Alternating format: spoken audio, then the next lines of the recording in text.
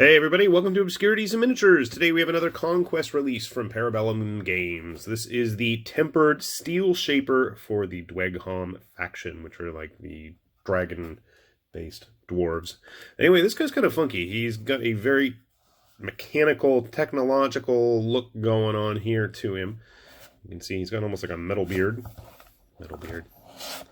Sample of the painted one, and he's got this crazy shield thing, and I don't know what's going on there, and I really want to find out. So, I'm going to open it up and take a look. Inside, you're going to have your code card, QR code on the activation card there. That's weird. There's no base for him. That's a first. That's okay. It's not like I don't have a million bases anyways. Alright, so what do you consist of? A broken piece of something. I don't know where that went. So here's the actual shield thing, missile. This looks like a Vulcan in there. Maybe he does. And it could entirely be possible. He's got some kind of Vulcan Gatling shield that he shoves into his arm there. So I don't think he has a hand. I'm assuming that his hand has been lost, considering the way these guys seem to replace their parts with mechanical bits. There's a good chance that there is no actual hand there, and he's just going to be wearing that shield to make up for it.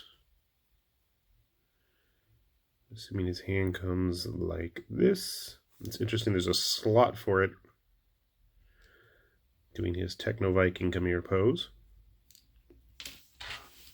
And then we have the legs. Nice pointy-toed shoes there.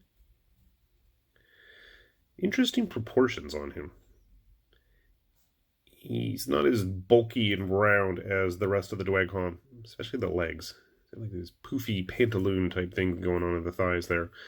And I still don't know where this little pointy bit went, because it definitely looks like it should have gone on something. Alright, well, you know what? Let me grab all the bits here. 4 parts. That's not too bad. I think I can handle that. We'll get them cleaned up. Very minimal cleanup is needed. You basically need to clip off those 2 bits on the cape, and then the same thing on the shield, and we're done, so I can't complain there. Give me a sec, and I'll show you what he looks like. We'll grab some other Dweghom while we're at it. Alright, we got our Steelshaper all put together here, now that it was very complicated. I don't know, his weird pants are throwing me for a loop here. It just keeps making me think of Munchkins from The Wizard of Oz, from the old illustrated edition I had when I was a kid. Which admittedly was a long time ago, but nevertheless. So we finally get a good look at his crazy arm here. That looks to me like a full-on Vulcan. He's got some kind of Vulcan Gatling gun going on, maybe? I don't know. But I definitely don't think there's room for an actual hand in there. I think this is his hand now. He has shaped the steel too many times, and there's just no coming back from that. He's gesturing for somebody to come on and fight with him. Gonna be interesting to paint and try not to have it too boring with just a bunch of metallics on him. And I figured out where that spike was supposed to go. It was on his shoulder like a weird little chimney, but that's where they had it, and it fit on pretty decently. And if I hadn't mentioned that, you probably wouldn't know either. His head, for whatever reason, reminds me of the crested horn on like the kabutomushi type beetles in Japan. I'm kind of tempted to use like maybe a black and silver with him.